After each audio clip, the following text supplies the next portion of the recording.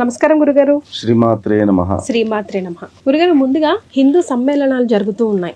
ఎందుకు జరుగుతున్నాయి? ఆ ముఖ్య ఉద్దేశం ఏంటి? ఆ ఉద్దేశాన్ని మనం అందరం మీట్ అయ్యామా? అంటే మీరు కూడా చాలా చోటికి అతిథిగా వెళ్ళే ఉండుంటారు. మంచి సమ్మర్లో పెడుతున్నారు, బట్ చాలా చోట్ల అందరూ కదిలొస్తున్నారు, చిన్న పెద్ద అందరూ చాలా ఇంట్రెస్టింగ్గా ఇంపార్టెంట్గా సమ్మర్ వెకేషన్లు వదులుకొని మరీ వస్తున్నారు, చూస్తున్నాం. లేదంటే ఊర్లకి ఈ పాటికి బయలుదేరిపోతూ ఉంటారు కదా గురుగారు చాలా వరకు. ఆ ఉద్దేశాన్ని మనం మీట్ అయ్యామా? సక్సెస్ అవుతున్నట్టేనా? అసలు ఎందుకు పెట్టాల్సి వస్తుంది? ఎందుకు ప్రచారం చేసుకోవాల్సి వస్తుంది?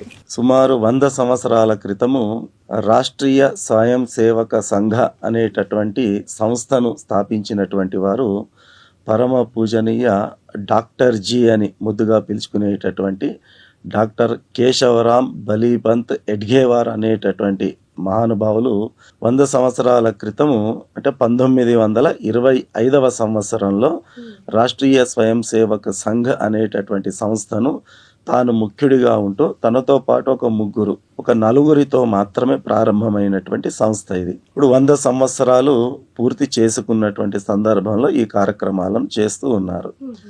వారు అప్పుడు చేసినటువంటి ఆ సంస్థను స్థాపించిన ఉద్దేశ్యం ఏమిటి అంటే ధర్మ రక్షణ, దేశ రక్షణ, ఈ రెండిటిని వారు మూలభూత విషయాలుగా ఉంచుకొని ఈ సంస్థను స్థాపన చేశారు. తర్వాత సంఘ నిర్మాణము అనేటటువంటిది ముఖ్యమైనటువంటిది. ఈ సంఘ నిర్మాణం అనేటటువంటిది వ్యక్తి నిర్మాణము ద్వారానే సాధ్యమవుతుంది. ఎప్పటి వరకైతే వ్యక్తిలో మార్పు రాదో అప్పటి వరకు సంఘంలో, సమాజంలో, దేశంలో మార్పు వచ్చే అవకాశం లేదు అనేటటువంటి విషయాన్ని వారు గుర్తెరిగి అప్పుడున్నటువంటి కాలమాన పరిస్థితులను బేరీజు వేసుకొని సుదూరమైనటువంటి దృష్టితో వారు ముందు చూపుతో ఒక గొప్పనైనటువంటి సంస్థను స్థాపించారు. ఈ సంస్థకు జనాలను ఎట్లా పోగు చేయాలి అని అంటే దానికి ఒక మార్గాన్ని ఎంచుకున్నారు. అదే సంఘ శాఖ అనేటటువంటి పేరిట.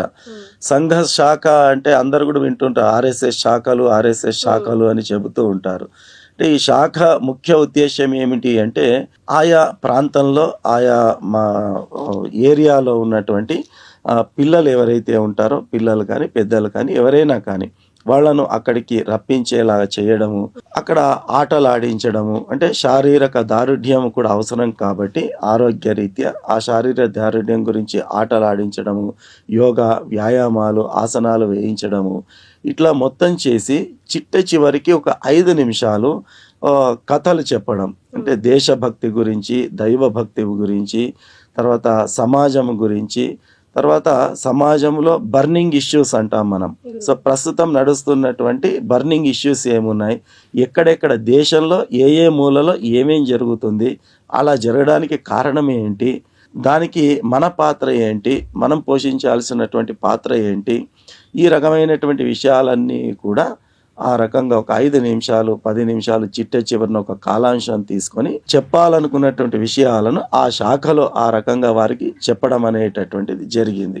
సో అప్పుడు ఈ పిల్లలను పోగు చేయాలి అని అంటే ప్రచారకులు అనేటటువంటి వాళ్ళు ఉండేవారు. సంఘ ప్రచారకులు అని అంటారు. ప్రచారకులు అంటే వీరు బ్రహ్మచారులు. అంటే వివాహం అనేటటువంటిది ఉండదు. ఇప్పుడు ఎట్లయితే మఠాలు, పీఠాలను అధిరోహించినటువంటి సన్యాసులు ఎట్లాగైతే ఉంటారో, బ్రహ్మచారులుగా ఉంటారో, అట్లాగే ఈ సంఘంలో ఉన్నటువంటి వాళ్ళు కూడా ఈ యొక్క వ్యవస్థను వ్యాప్తి చేయడానికి ప్రచారకులు అనేటటువంటి వ్యక్తులను వారు నియామకం చేసుకున్నారనమాట. వారు జీవితాంతము కూడా పెళ్లి లేకుండా ఆజన్మ బ్రహ్మచారులుగా ఉంటూ వారి యొక్క ఏకైక మోటో ఒకటే వాళ్ళ ఉద్దేశ్యము దేశం కొరకు, ధర్మం కొరకు వ్యక్తి నిర్మాణం చేయాలి, వ్యక్తుల్లో మార్పు తీసుకురావాలి. అట్లాగా ఉదయాన్నే 10 మంది పిల్లలు వస్తున్నారు అంటే మళ్ళీ మరుసటి రోజు వాళ్ళు మిస్ కాకుండా రోజు ఉదయాన్నే 1 గంట ముందే వాళ్ళ ప్రతి వ్యక్తి అబ్బాయి ఇంటికి వెళ్ళి ఈ యొక్క అక్కడ ఉన్నటువంటి ముఖ్య శిక్షక్ అనేటటువంటి పేరిట ఒక నాయకుని నియమిస్తారనమాట. ఆ ముఖ్య శిక్షక్ లీడర్ ఆఫ్ ద శాఖ అన్నట్టు ముఖ్య శిక్షక్ అంటే. సో ఆ ముఖ్య శిక్షక్ ఏం చెప్తాడో అదే చేయాలి. అది దేశానికి ప్రధానమంత్రి అయినా, రాష్ట్రానికి ముఖ్యమంత్రి అయినా, పెద్ద వ్యాపారవేత్త అయినా, ఎవరైనా అయి ఉండొచ్చు కాక, ఆ శాఖలో ఎవరు అడుగు పెట్టినా కూడా కుల వర్గ భేదాలు లేకుండా, వయస్సు తారతమ్యాలు లేకుండా, హోదాల ప్రస్తావన లేకుండా ముఖ్య శిక్షకు ఏం చెప్తారో అది చేస్తూ వెళ్ళాలి. ప్యూర్గా ఆయన ఆదేశాన్ని పాటించాలి. ఆయన ఆదేశాన్ని ఎవరు మీరడానికి వీలు లేదు. సంఘంలో ఉన్నటువంటి నియమం అన్నమాట. ఆ రకంగా ఇంటింటికి వెళ్ళి ఆ పిల్లలను పోగు చేసి వాళ్ళ పేరెంట్స్ని కలిసి మళ్ళీ నెక్స్ట్ డే వాళ్ళని పిలిచి ఆ రకంగా కుటుంబానికి టచ్లో ఉండేటటువంటి వాళ్ళు వ్యక్తిగతంగా కుటుంబానికి వెళ్ళి వాళ్ళ యొక్క బాగోగులు మాట్లాడి ఆ పిల్లలను మళ్ళీ యథావిధిగా శాఖలో ఉండే మాదిరిగా చేసి అట్లాగా ఆ వ్యక్తి పెరుగుతూ ఒక యుక్త వయసు వచ్చేసరికి దేశం గురించి ధర్మం గురించిన సంపూర్ణ అవగాహన కలిగి వాడు తన వ్యక్తిగత చదువుతో పాటు వ్యక్తిగత కుటుంబంతో పాటు ఉద్యోగ వ్యాపారంతో పాటు సమానంగా దేశం కొరకు ధర్మం కొరకు సమాజం కొరకు కూడా ఆలోచించేటటువంటి ఒక మానసిక స్థితిని పదిలంగా చేసేటటువంటి వ్యవస్థ ఆ సంఘ శాఖ అనేటటువంటిది. ఇప్పుడున్న కాలమాన పరిస్థితుల లోపల అప్పుడు జరిగినంతగా సంఘ శాఖలు ఎక్కువగా జరిపేటటువంటి అవకాశం లేదు. కారణం ఏమిటి అంటే ఈ ఉరుకు పరుగుల జీవితం లోపల ఈ హర్రీ బర్రీ జీవితంలో అంత సమయాన్ని కేటాయించి ఉండేటటువంటి అవకాశం లేదు. ఉన్న పిల్లలందరూ హాస్టల్కి వెళ్ళిపోతున్నారు కాబట్టి పిల్లల్ని పట్టుకొచ్చి శాఖ నడిపేటటువంటి అవకాశం లేదు. చాలా తక్కువ సంఖ్యతో తక్కువ ప్రదేశాల్లో జరిగేటటువంటి పరిస్థితి వచ్చేసింది. ఇక ప్రచారకులు అని చెప్పాం. ప్రచారకులు ఒకప్పుడు దండిగా ఉండేటటువంటి వాళ్ళు.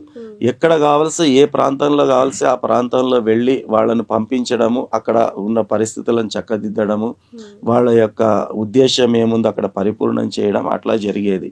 ఇప్పుడున్న కాలమాన పరిస్థితుల్లో జీవితాన్ని త్యాగం చేసి సంపూర్ణ సమయాన్ని కేటాయించి ఆజన్మ బ్రహ్మచారిగా ఉంటూ సంపూర్ణంగా సంఘ ప్రచారకగా సేవ చేసేటటువంటి వాళ్ళ సంఖ్య కూడా క్రమక్రమంగా తగ్గిపోతుంది. అంటే కార్యక్రమాలు జరుగుతున్నాయి, మొక్కుబడిగా జరుగుతున్నాయి. అంటే ఈ రోజు రేపు ఏమైపోయింది, ధర్మము అంటే ఇప్పుడున్న యువత లోపల హనుమాన్ జయంతి వస్తే వాళ్లకు హిందూ ధర్మం గుర్తొస్తుంది. శ్రీరామనవమి వచ్చిందంటేనే హిందూ ధర్మం గుర్తొస్తుంది. ఆ హిందూ ధర్మం కూడా ఎప్పటి వరకు ఉంటుంది వీళ్ళలో అంటే డీజే శబ్దం ఉండి ఏదైతే ర్యాలీ శోభాయాత్ర అని పిలుస్తాం, ఆ ర్యాలీ డీజే సౌండ్ ఉన్నంత వరకు, ర్యాలీ ఉన్నంత వరకు ఆ 2 గంటల పాటు మాత్రమే వీళ్లకు ఆంజనేయ స్వామి గుర్తుకొస్తాడు, హిందూ ధర్మం గుర్తుకొస్తుంది. శ్రీరామనవమి సందర్భం అప్పుడు అంతే. ఇక గణేష్ ఉత్సవాల్లోనైతే మనం చూస్తూనే ఉంటాము ఏ రకమైనటువంటి వికృత చేష్టలతో అక్కడ కార్యక్రమాలు జరుగుతుంటాయి. పేరుకు భగవంతుని కూర్చోబెట్టి తప్పతాగి ఎగురులాడుతూ కనీసం హిందూ ధర్మంలో ఉన్నటువంటి కనీస విలువలను పాటించకుండా భయము లేదు, భక్తి లేదు, ఒక ఏమంటారు స్వచ్ఛత, శుభ్రత, పరిశుభ్రత అనేటటువంటిది లేదు. అది ఏది లేకుండా విచ్చలవిడిగా అంటే గణపతి పండుగ అంటేనే తాగుడు పండుగ అనే స్థాయికి ఈరోజు అందరూ కాదు, కొంతమంది చిత్తశుద్ధితో శ్రద్ధాభక్తులతో చేసేటటువంటి వాళ్ళు ఉన్నారు. వాళ్ళని మనం ఈ కోవలకి కలుపుకోవాల్సిన అవసరం లేదు. కానీ అత్యధిక శాతం మాత్రము ఇలాగే జరుగుతుంది. గణపతి పండుగ అంటేనే ఈ రకమైనటువంటివి కనిపిస్తూ ఉన్నాయి. శోభాయాత్రలో కొన్ని పల్లెటూర్లలో గణపతి నిమజ్జనానికి శోభాయాత్ర తీస్తే ఆడవాళ్ళు ఆ శోభాయాత్ర చూడడానికి కూడా భయపడేంత పరిస్థితులు కొన్ని ప్రాంతాల్లో వస్తున్నాయి. అంటే వాళ్ళు తాగి ఎవడు ఏ రకంగా మాట్లాడతాడో, ఏం వ్యవహారం చేస్తాడో తెలియలేనటువంటి పరిస్థితి ఉన్నది. ఇవే సత్యాలు ఒప్పుకోవాలా. కొందరు కట్టర్ హిందువులు ఎవరైతే ఉంటారో ఇప్పుడు ఈ మాటలు వింటే వాళ్లకు కోపం వస్తుంది. స్వామీజీ ఏంటి ఇలా మాట్లాడుతున్నారు, మన ధర్మాన్ని ఎత్తి చూపుతున్నారే, పొడుస్తున్నారే అని చెప్పి. కానీ సత్యాలు మనము తెలుసుకోవాలా, సత్యాలు మాట్లాడుకోవాలా. ఆ సత్యాన్ని స్వీకరిస్తేనే మనం సరి చేసుకునేటటువంటి అవకాశం దొరుకుతుంది. మనం ఏదో కళ్ళు మూసుకొని వెళితే మన ధర్మము ఇబ్బందుల్లో పడిపోతుంది. ఈ రకమైనటువంటి పరిస్థితుల్లో మళ్ళీ పునరుత్తేజం కావాలా, పూర్వ వైభవాన్ని తీసుకొని రావాలా. కాబట్టి పూర్వ వైభవాన్ని తీసుకొని రావాలన్నా మన భారతదేశాన్ని విశ్వగురువు అని పిలిచేటటువంటి వాళ్ళు, అంటే సమస్త ప్రపంచాలకు కూడా జ్ఞాన భిక్ష పెట్టినటువంటిది భారతదేశం. పేరులో ఉంది భారత. భా అంటే వెలుగు, జ్ఞానం. వెలుగులో ఉండేటటువంటిది, జ్ఞానంలో ఉండేటటువంటిది, జ్ఞానాన్ని ప్రసరింపజేసేటటువంటిది మన దేశానికి ఉన్నటువంటి పేరే. అలాంటి మన దేశాన్ని మళ్ళీ పూర్వ వైభవ స్థితికి తీసుకురావడానికి అని చెప్పి ఏదైతే ఉద్దేశ్యంతో ఆర్ఎస్ఎస్ రాష్ట్రీయ స్వయం సేవక సంఘ స్థాపించబడిందో ఇప్పుడు 100 సంవత్సరాలు పూర్తయిన కారణంగా ఇది ఒక ఉత్సాహం. అంటే మన ఇంట్లో పెళ్ళి ఇతరత్ర శుభకార్యం పెట్టుకున్నప్పుడు ఎట్లాగైతే ఒక వారం రోజులు ముందు, వారం రోజుల తర్వాత ఉత్సాహంగా మనం కార్యక్రమాలను ఎంత ద్విగుణీకృతమైనటువంటి సంతోషంతో మనం జరుపుకుంటామో, ఇది కూడా సంఘ ఆర్ఎస్ఎస్కి సంబంధించి ఒక గొప్పనైనటువంటి పండుగ వాతావరణం ఉన్నటువంటి రోజులు ఇవి. కానీ ఈ సమ్మేళనం చేశాము, వదిలిపెట్టాము అంటే మన ఊళ్ళల్లో జాతర వారం రోజులు వైభవంగా జరుగుతుంది. జాతరలో నిండుగా జనాలు కనిపిస్తారు. ఆ తర్వాత చూస్తే ఏముంటుంది? ఏమీ ఉండదు. కాబట్టి ఇదేదో జాతర మాదిరిగా వచ్చామా, పాల్గొన్నామా, చేసామా, ఇక అయిపోయింది, చేతులు దులుపుకున్నాం, మొత్తం దేశం మొత్తంలో వైభవంగా హిందూ సమ్మేళనాలు జరిగాయి, ఇక మన సంకల్పం నెరవేరింది అని అనుకుంటే అసలుకే ఎసరు వచ్చేస్తుంది. ఇది కొనసాగాలంటే ప్రతి వ్యక్తిలో ఆ బీజం నాటుకోబడాలా, ఆ యొక్క సంకల్పం ప్రతి ఒక్కరిలో ఉండాలా. ఆ ఉద్దేశ్యంతోనే యావత్ దేశంలో కూడా హిందూ సమ్మేళనాలు ఏర్పాటు చేయడం జరుగుతుంది.